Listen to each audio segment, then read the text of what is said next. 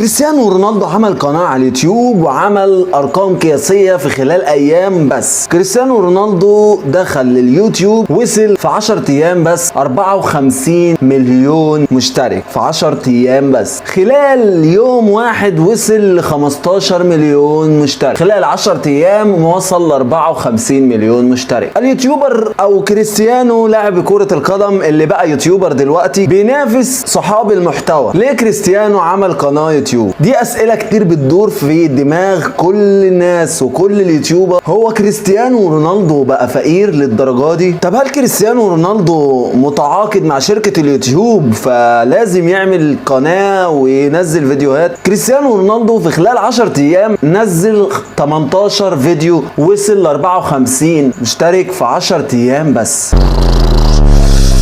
رقم يعني غير متوقع وغير معقول. انت متخيل 54 مليون في 10 ايام؟ كريستيانو رونالدو وصل له درع المليون مشترك قبل ما يوصل له درع ال100,000 في يوم واحد بس. انت متخيل؟ ايرور يا جدعان. هنشوف ردة فعل اليوتيوبر اللي محققين ارقام قياسية على اليوتيوب وعملوا ايه لما شافوا وعرفوا ان كريستيانو دخل مجال اليوتيوب.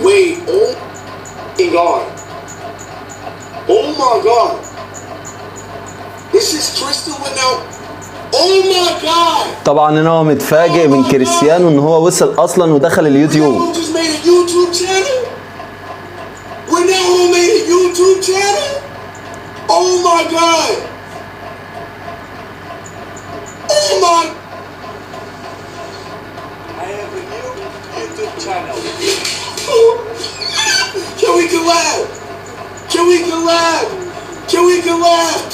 هو بيقول انه عايز يتعاون معاه. طبعا كلنا شفنا رد فعل زبيت المجنون اللي هو اصلا فيديوهاته كلها مجنونة. الراجل ده عقله مفوت خالص منه، بيقعد يروح ورا كل اللعيبه في اي مكان في اي ماتشات مع يعني دماغه تعبانه. رد فعل ابو فله على كريستيانو وان هو حقق رقم قياسي اكبر منه. ودلوقتي هنخش على ردة فعل ابو فله اللي كريستيانو حطم الرقم القياسي اللي ابو فله بقاله سنين بيحاول يحطمه. كريستيانو حطمه بس في 10 ايام. يلا نشوف رد فعل ابو فله. قناة كريستيانو، ايوه قناة كريستيانو رونالدو. يو ار كريستيانو. والله كريستيانو فاتح قناة يو ار كريستيانو 3 مليون 55. تو فاتح ماله الا ساعة. دلوقتي ابو فله متفاجئ جدا ان كريستيانو عامل قناة خلال ساعة او ساعتين جايب 3 مليون بس. طبعا قعد يضحك ويهزر ويقول لك ينافسني ايه او يخش معايا في مقارنه ازاي يا جدعان؟ عمره ما يقدر يعملها. تعال نشوف ايه اللي حصل. يو ار كريستيانو ذا اوفيشال يوتيوب شانل كريستيانو رونالدو. سكرايب. بس يا كريستيانو ما تخوفني حبيبي، يبي لك مشوار 3 مليون للحين. بيبي صغير يعني.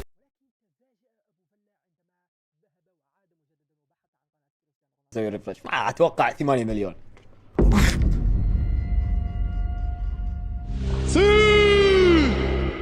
10 مليون مشاهدة في 18 ساعة.